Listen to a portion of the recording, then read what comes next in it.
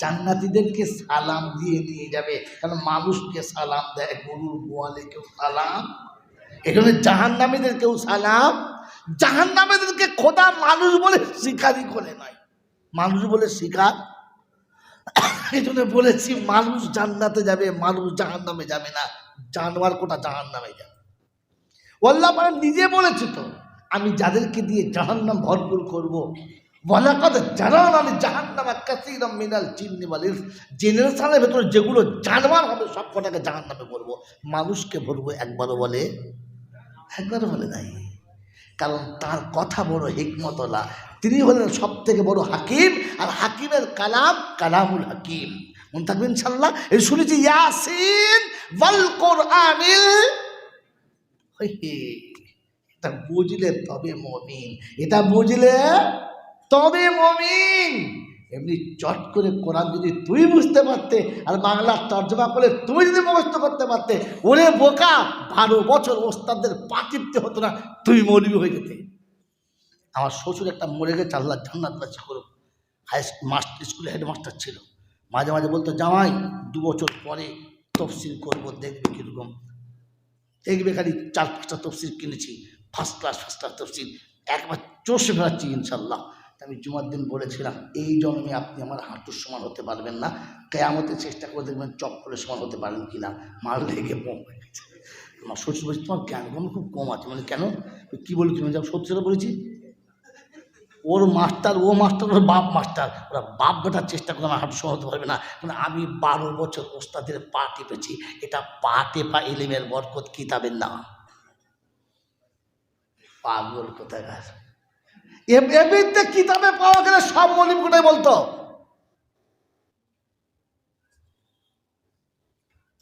ওই বাবাজি, জায়গা পাল্টালে দাম বাড়ে, জানেন না? জানেন না? জোরে বলেন, বলেন তো কোরআনে কোথায় বলেছে? বলেন, জায়গা পাল্টালে দাম বাড়ে।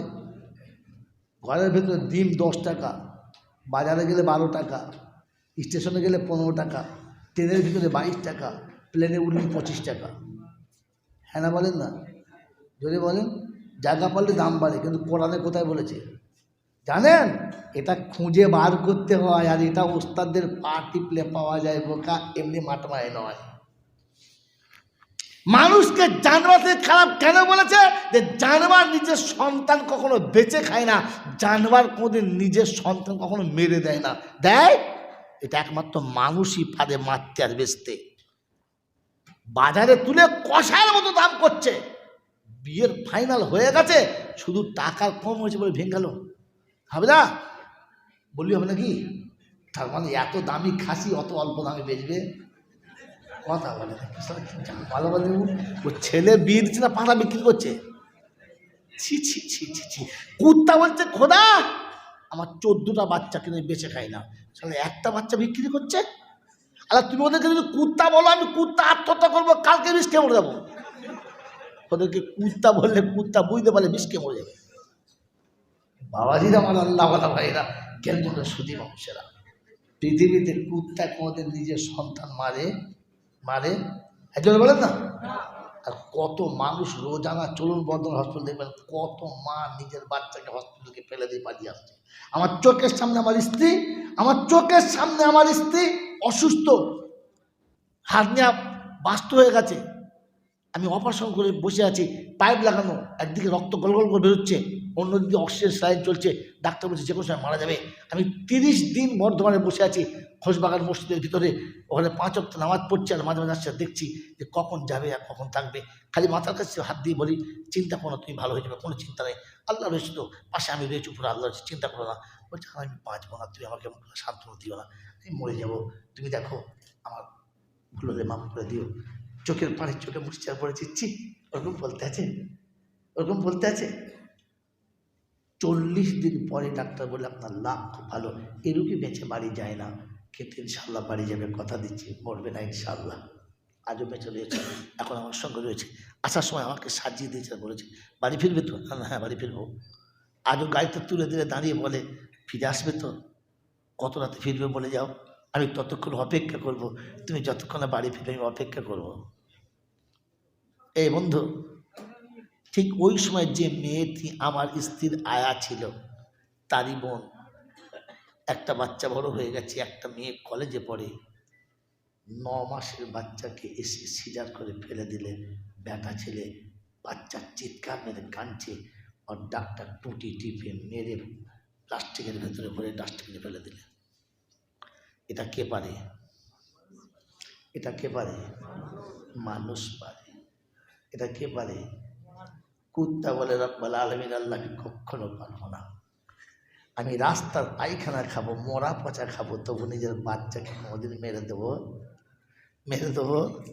আল্লাহ আকবার। আমি অবাক হয়ে গেলাম আর বললাম, তুমি কি করলে মা? কি করলে তুমি?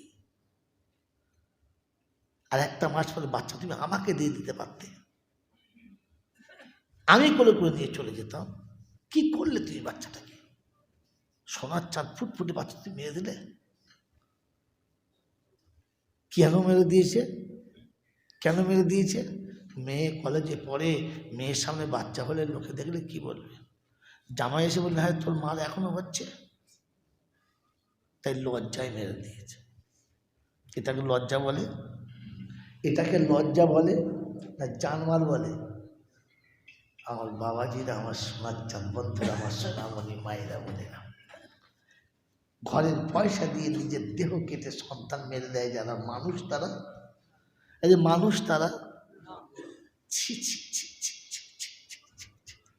আল্লাহ আপনাকে আমাকে ভাবার তৌফিক দান করুন, বলুন আমিন। এই জন্য আল্লাহ পাক শোনাচ্ছে, মানুষ হয়ে বেঁচে থাক, সম্মানের সঙ্গে থাকবে। আমার কাছে সম্মানের ব্যক্তি হলো তারা আমাকে ভয় করে যারা। ইন্নামা আকরামাকুম ইনদাল্লাহি আতকাকুম, আমাকে ভয় করে যারা। কি গো বাবাজিরা, আল্লাহকে ভয় করি মনে হচ্ছে? যদি বলেন আল্লাহকে ভয় করি মনে হচ্ছে? আল্লাহকে ভয় করে যারা লটারির টিকিটও কাটে তারা। হ্যাঁ, এই কি করে কাটে তারা?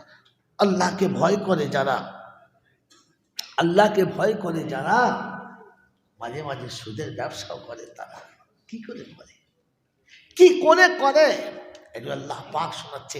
আমার নৈকট্য লাভ করতে গেলে তোমাকে আমালের রওনাক দেখাতে হবে, বংশ পরিচয় না। সাদা চকচকে হলে হবে না, হাইট ভালো হলে হবে না, বডি ভালো হলে হবে না, বংশ ভালো হলে হবে না, ডিগ্রি ভালো হলে হবে না, কালার ভালো হলে হবে না। আমার কাছে প্রিয় হতে গেলে তোমার আমালের কিরদার দেখাতে হবে। কথা মনে থাকবে ইনশাল্লাহ? মনে থাকবে ইনশাল্লাহ?